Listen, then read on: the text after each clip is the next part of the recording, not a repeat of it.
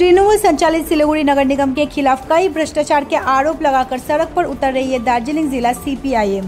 Party की ओर से घोषणा की गई है कि आने वाले 10 सितंबर को नगर निगम के सामने धरना प्रदर्शन करेंगे सीपीआईएम के नेता और कार्यकर्ता। बुधवार को जिला पार्टी कार्यालय में पत्रकार सम्मेलन करके इस कार्यक्रम की जानकारी दी जिला अध्यक्ष समन पाठक ने। सिलीगुड़ी नगर निगम के वामपंथी दल के नेता मुंशी नूरुल इस्लाम ने आरोप लगाया कि मेयर गौतम देव सिर्फ विकास की बातें करते हैं, लेकिन असल में शहर का कोई विकास नहीं हुआ। सरकारी कागजात मौजूद होने के बावजूद सेवक रोड पर करीब 10 करोड़ रुपए की निगम की जमीन एक व्यक्ति को देने की कोशिश की जा रही है। पूरे शहर में अवैध निर्माण और जमीन कब्जे के खिलाफ हम आंदोलन कर रहे हैं। সময়কালে আপনারা জানেন পৌর কর্পোরেশনে যা এই চলছে, পৌর কর্পোরেশনে যেগুলো চলছে বাজারে, তা দেখেন এটা জমিন সংক্রান্ত ইস্যু, দুর্নীতি ইস্যু। এটা আজকে না, আমরা বারে বারে যে কথাগুলো বলতাম, আমরা ওই রামকৃষ্ণ মিশনে যখন জমিনের এই ঝামেলা হলো, কিংবা গজলডুবাতে কাদের কাদের কি জমিন আছে, বাইপাসে কাদের জমিন আছে, সেখানে মানে কে কার নামে তার নথিভুক্ত করা আছে, ওই সময় থেকে আমরা বলেছিলাম একটা বড় দুর্নীতি ঘটনা হচ্ছে। আমার এই কর্পোরেশনটা হচ্ছে একটা দুর্নীতিবাজের একটা আড্ডা। তো ওই দিন থেকে আমরা বলেছিলাম এই সার্বিক ব্যর্থতা এবং দুর্নীতি হচ্ছে এই ভোটে চরম ব্যর্থতার একটা কারণ। তো আজকে শুধু দুর্নীতি আমরা বলছি না, তাদের ভিতর থেকে বলতে শুরু করেছে, তাদের মেয়রিং কাউন্সিলরা বলতে শুরু করেছে, তাদের মধ্যে প্রচন্ড ক্ষোভ শুরু হয়েছে। আজকে এক একটা জমিন, তার বিভিন্ন বিল্ডিং এবং বিভিন্ন সংক্রান্ত যে জাতীয় যে মানে করাপশনগুলো আজকে এক্সপোজ হতে শুরু করেছে। মানুষের, সাধারণ মানুষের যে পরিষেবার কথা পাওয়ার কথা, সেটা দেওয়ার ক্ষেত্রে একবারে ব্যর্থ। তাহলে দেখেন রাস্তাঘাটে যে অবস্থা, বেহাল অবস্থা, যানজটের যে বেহাল অবস্থা।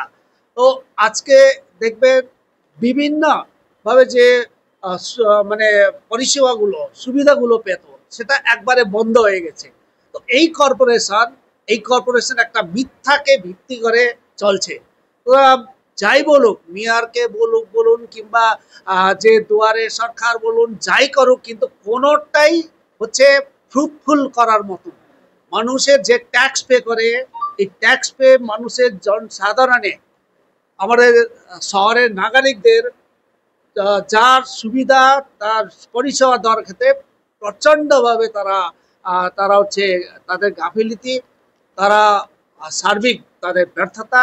এই জন্যে আমরা দার্জিলিং জেলা কমিটি ঠিক করেছি, আমরা 1 সপ্তাহ ব্যাপী ব্যাপক এর দুর্নীতি বিরোধে, এই দুর্নীতি যখন তাদের ভিতর থেকে নিজের মতন তাদের অবিশ্বাসের জায়গা চলে গেছে, তাহলে কি মেয়রকে তাহলে পদে থাকা উচিত? নৈতিকতা আধারে আমরা প্রশ্ন করতে চাই। তাহলে কি এই দুর্নীতিগ্রস্ত এই বোর্ড কি থাকবে, নাকি অপসারণ দরকার? তো এই জায়গাতে দাঁড়িয়ে আমরা নাগরিকদের পাশে যাব, নাগরিকদের সাথে কথা বলবো। আমরা আন্দোলন, এই চোর দুর্নীতিবাজ, এই বোর্ড এর চরম ব্যর্থতা আমরা একদম জনগণের কাছে নিয়ে গিয়ে আমরা আগামী 10 তারিখে একটা বড় বিক্ষোভ কর্মসূচিতে আমরা দার্জিলিং জেলা কমিটি যাব। শিলিগুড়ি কর্পোরেশনের দুর্নীতি আজকে আমরা শুধু বলছি না, মিডিয়ারা জানে যে শিলিগুড়ি কর্পোরেশন কাউন্সিলরদের বিরুদ্ধে, বোর্ডের বিরুদ্ধে সার্বিকভাবে আজকে দুর্নীতির যে অভিযোগ উঠেছে, শুধু বিরোধী দল হিসাবে আমরা করছি না, সরকারি দলের এমআইসি, সরকারি দলের পুরনো কাউন্সিলর, তারাও পর্যন্ত আজকে মেয়রের ইন্টিগ্রিটি নিয়ে প্রশ্ন তুলেছে। সরকারের কাছে কর্পোরেশন একটা জমি অ্যামিকেবল সেটেলমেন্টের জন্য আপনি চিঠি পাঠিয়েছেন, চিঠি দিচ্ছেন না, সেই চিঠি আমি বের করব। আমি সেই চিঠি বের করেছি, আমার কাছে আছে সেই চিঠি। বোর্ড সবাই দিলেন না। আমি সেই বিষয়টাই প্রথমে আপনাদের কাছে বলতে চাই। সেটা হচ্ছে শিলিগুড়ি পুরসভার 3.6 একর ল্যান্ড, যেটা ডন বস্কো স্কুল থেকে সেবক রোড পর্যন্ত একটা লম্বা ফাঁড়ি জমি আমাদের আছে। এই জমির পরিমাণ হচ্ছে 3.64 একর।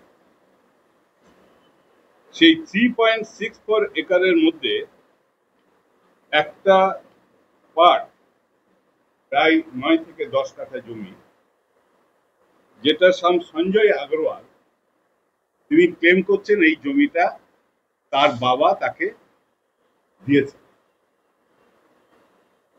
আমি বোর্ড সভায় উইথ ডকুমেন্ট মেয়রের সামনে এটা উপস্থাপনা করেছিলাম। সেটা হচ্ছে এই জমির মালিক হচ্ছে অ্যাবসলিউটলি শিলিগুড়ি মিউনিসিপাল কর্পোরেশন। এইটা যখন পাঠালো সেই বোর্ড মিটিংটা আমরা বয়কট করেছি। আমি থাকলে সেদিনই প্রতিবাদ করব। সেই মিটিংটা আমরা বয়কট করেছিলাম, কারণ বোর্ড মিটিং আমাদের বলতে দেয়। তারপরের বোর্ড মিটিং এ আমি আবার এই দেখলাম, যখন আমি এই লিগ্যাল ওপিনিয়ন নিয়ে এই ডকুমেন্ট সমস্ত কাগজ নিয়ে বোর্ড সভায় আমি বললাম। বলার পরে তারপরে আর একটা চিঠি ডিস্ট্রিক্ট ম্যাজিস্ট্রেটকে দিল। কেন ডিস্ট্রিক্ট ম্যাজিস্ট্রেটকে দিল? এই যে প্লটটা সার্ভে হয়েছিল, এই প্লটটা কোনো গভর্নমেন্ট আমিনকে দিয়ে সার্ভে হয়নি। কারণ হচ্ছে এই প্লট লেটেস্ট যে এলআর খতিয়ান, সেই এলআর খতিয়ান কর্পোরেশনের নামে রেকর্ড আছে। এক্সিস্টিং জাজকে দিয়ে নিরপেক্ষভাবে তদন্ত করানো হোক এবং এর সমস্ত বিষয়টা জনমানুষে নিয়ে আসা হোক, এটা আমাদের দাবি। বাড়ি ভেঙে সেখানে একটা অফিস ছিল, সেটা একজনকে দেওয়া হলো কমার্শিয়াল করার জন্য, কিন্তু ওরা বললো না, রিপেয়ারিং আইনের 285 রিপেয়ারিং এ যদি তাহলে কর্পোরেশন কাজটা বন্ধ করবে। আমি কিন্তু প্রথম দিন সতর্ক করেছিলাম যে 285 ওরা যা চাইছে সেটা দেওয়া যায় না।